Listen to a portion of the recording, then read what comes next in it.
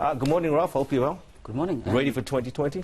Well, there is no other choice. We just have to hit the ground running, and we have to confront the reality. You're so right. Now, in your recent article, you say, could 2020 be the year of amplified conflict among the various interest groups jostling for political power in South Africa? You go on to say you're convinced it will be. Why?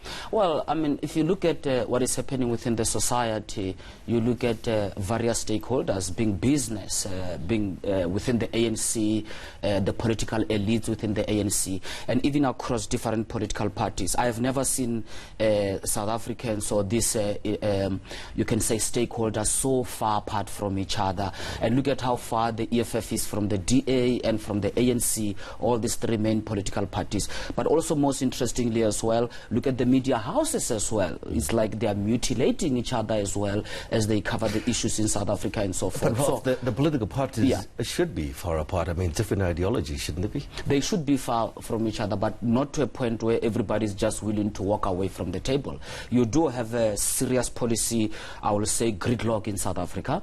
You need to decide on major issues, what you're going to do with the question of the land. You've got high unemployment. You need to decide what you're going to do with Eskom, which it's not a management issue. Let's get it clear. It's a policy issue. And the question that I raise is, are we in a position where one can say we can craft a consensus? Can political parties, as you know, the big three, if you like, are they able to craft a consensus? Even if they differ ideologically, you should not differ to a point where the ship start looking like it is sinking. And I think that's where we are. I don't have a problem with parties differing in terms of their approaches, but there should be certain things where parties are saying that, look, this issue requires a non-partisan approach. On this issue, I'm not going to pursue my party's ideology, but I think the nation requires this. Some sort of national agenda, basically, to a certain extent. You also go on to say South Africans are no longer harboring illusions of the new dawn.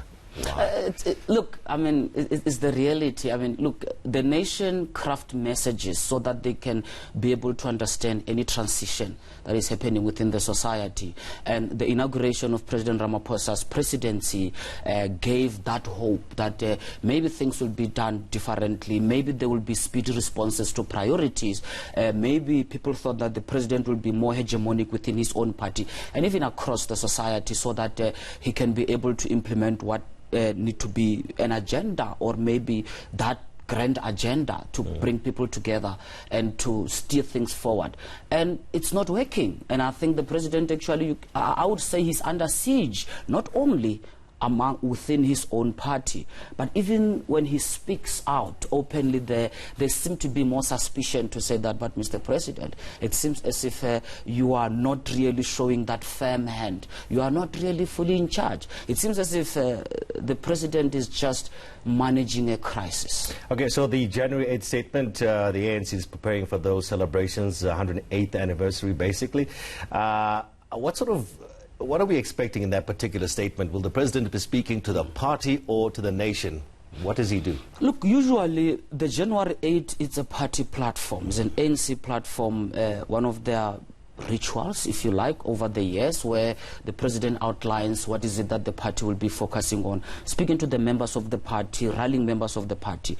But at this point as well, we also know that the president needs to speak to the nation. And even in the previous speeches, we have seen the platform being used where the president speaking to the party, releasing a message that says this is what the party is going to do. But this year, unfortunately, there isn't much space to maneuver. I would say that circumstances are such that the agenda has been set for the president. The agenda being, what are you going to do with Eskom? What are you going to do with the crisis of safety and security in this country, high unemployment? So I don't think the situation does not allow the president to just indulge his own members of the party, but he needs to talk to the nation. But that's the key thing, isn't it? Because we're hearing so many, there's so many phrases being bandied around, the fourth industrial revolution, all this to look forward to.